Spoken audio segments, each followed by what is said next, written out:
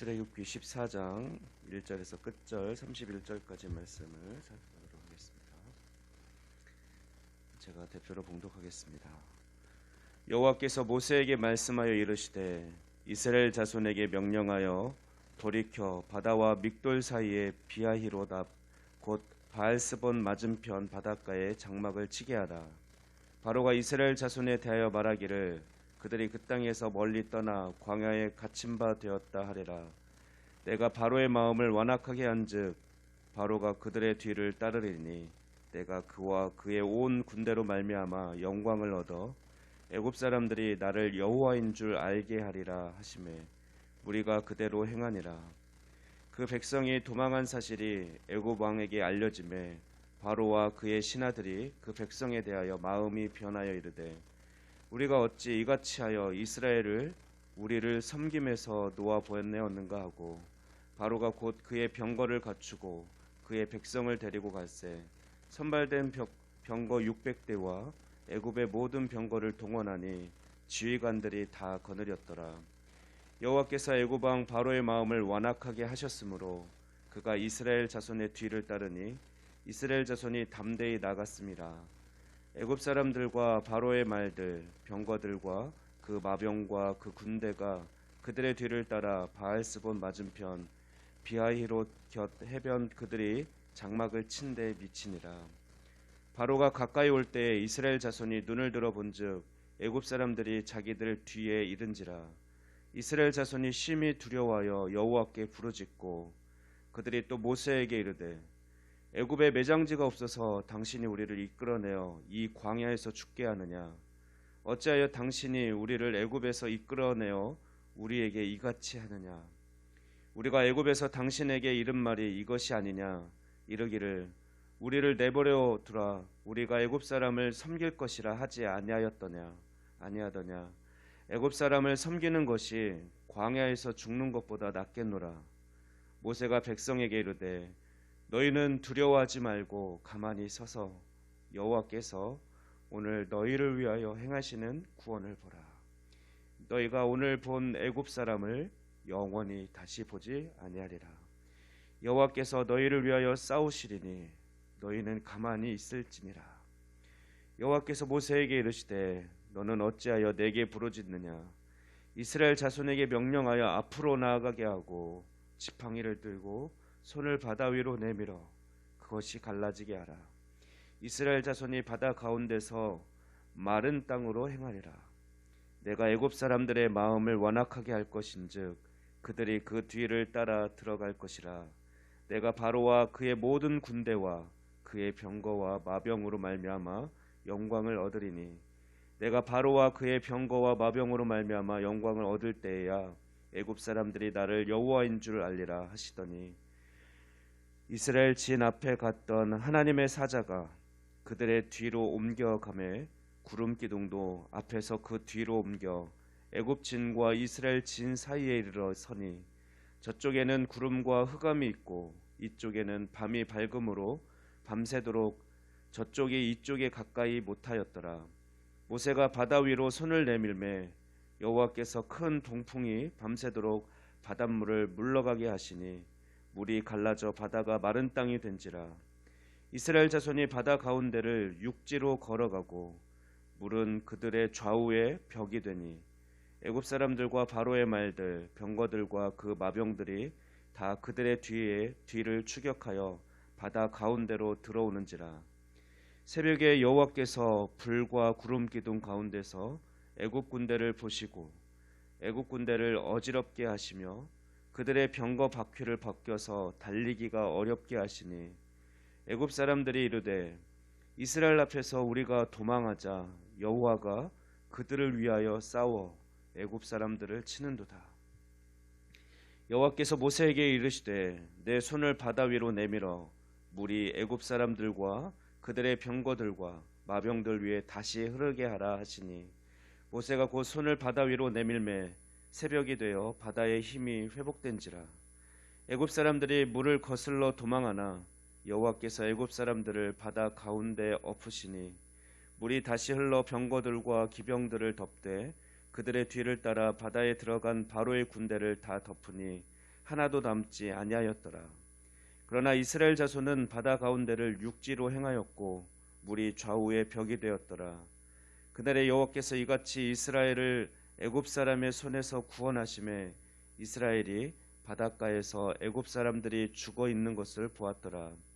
이스라엘이 여호와께서 애굽 사람들에게 행하신 그 큰 능력을 보았으므로 백성이 여호와를 경외하며 여호와와 그의 종 모세를 믿었더라. 아멘. 오늘 본문은 이스라엘 백성이 하나님의 권능으로 애굽의 속박에서 완전히 벗어나는 홍해 도하 사건을 소개하고 있습니다. 애굽을 떠난 이스라엘 백성들은 이제 하나님께서 명하시는 대로 바알스본 맞은편 바닷가에 진을 치게 되었습니다. 그러자 이스라엘이 막다른 골목에 이른 것으로 착각한 바로는 군대를 동원해서 저들의 뒤를 추격하기 시작합니다. 이에 불안에 휩싸인 이스라엘 백성들은 모세를 원망합니다. 그러나 하나님께서는 이들을 위로하시며 하나님께서 친히 싸워주실 것을 말씀해 주시죠. 그리고 홍해를 갈라 길을 내어 주시고 이스라엘 백성들을 마른 땅으로 걸어가게 하시며 그들을 구원해 주십니다. 또한 이스라엘 백성들을 뒤쫓는 애굽 군대는 홍해 가운데에서 모두 수장시켜 버리십니다. 이러한 홍해 도하 사건과 관련해서 만일 우리가 출애굽 사건은 전체를 어떤 하나의 드라마로 생각한다면 그동안 애굽에 내려졌던 10가지 재앙은 하이라이트, 클라이막스가 아니라 단지 전개 과정에 불과하다는 것입니다. 이 드라마의 하이라이트는 바로 오늘 본문입니다. 오늘 본문의 홍해 도하라는 극적인 상황에서 그들이 어찌할 수 없는 상황에서 하나님께서 그들을 안전하게 건너게 하시고 또 그들을 뒤쫓는 악당 바로 왕과 애굽 군대들은 모두 수장시켜 버리는 이 장면이야말로 극적인 상황에서 그 최절정을 맞고 있는 장면이 되는 것입니다. 이처럼 연출자이신 전능하신 하나님께서는 이스라엘 백성들을 애굽 땅에서 구해내셨습니다. 그러나 그들을 순조롭게 인도하지 않으시고 홍해 사건이라는 위기의 순간으로 그들을 몰고 가셨습니다. 이는 교만한 바로와 또 애굽에 대해서 돌이킬 수 없는 그들이 그런 패배를 보면서 하나님을 하나님으로 인정하게 하는 목적이 있었고, 또한 이스라엘 백성들에게는 앞으로 이미 그들이 출애굽한 이 일이 애굽에서 나온 것이 전적으로 하나님의 은혜였다라는 것을 인정하는 것과 또 앞으로 있을 모든 그 가나안 땅에 들어가기까지 모든 여정도 역시 하나님께서 친히 이기게 하실 것이라는 그 믿음을 갖게 하는 그런 의도가 하나님의 계획에는 있었던 것입니다. 홍해 도하 사건은 오늘날 우리에게도 몇 가지 중요한 영적 의미를 제공합니다. 첫째, 우리의 구원은 하나님이 하셨다라는 것입니다. 오늘 본문에서 전반적으로 강조되는 말씀인데 그것은 하나님이 하셨다라는 것입니다. 특별히 14절 말씀 보면 여호와께서 너희를 위하여 싸우시리니 너희는 가만히 있을지니라 라고 말씀하셨습니다. 실제로 그 이루신 모습을 31절 말씀에서 기록하고 있습니다. 이스라엘이 여호와께서 애굽 사람들에게 행하신 그 큰 능력을 보았으므로 백성이 여호와를 경외하며 여호와와 그의 종 모세를 믿었더라라고 기록하고 있습니다. 두 번째 영적인 의미는 이스라엘 백성들은 홍해 속으로 들어갔다가 나왔는데 그것은 그들이 죽고 새 생명을 얻었음을 의미합니다. 물론 하나님께서 모세에게 이스라엘 백성이 바다를 지날 때에 마른 땅으로 지나갈 것을 약속하셨고 그렇게 하셨습니다. 질펀한 갯벌이 아니라 마른 땅입니다. 그러나 처음은 아마도 파도가 출렁이는 바다였을 것입니다. 그리고 그 바다에 발을 내딛는 믿음이 또한 필요했을 것입니다. 무엇보다도 하나님께서 바닷물을 좌우 벽으로 만드셨다고 했는데 그것을 어떤 사람들은 또 믿음도 필요했겠죠. 이것이 갑자기 덮치면 어떡하지? 그러나 그들은 안전하게 통과했고, 사실은 그들은 바다에 들어가는 순간 죽었고 홍해에서 나오면서 다시 살아난 것이죠. 이것은 오늘날 우리가 세례를 받는 의미와도 비슷합니다. 우리가 오늘날 침례가 아닌 약식 세례를 받기는 하지만 의미는 동일한데, 이는 우리가 예수 그리스도와 함께 십자가에 못 박혀 죽었고 다시 살아난 것, 새 생명을 얻은 것을 우리가 그것을 그 의미를, 영적인 의미를 깨닫게 하는 그런 의미가 있습니다. 그러므로 우리는 믿음의 고백으로 세례를 받은 자들입니다.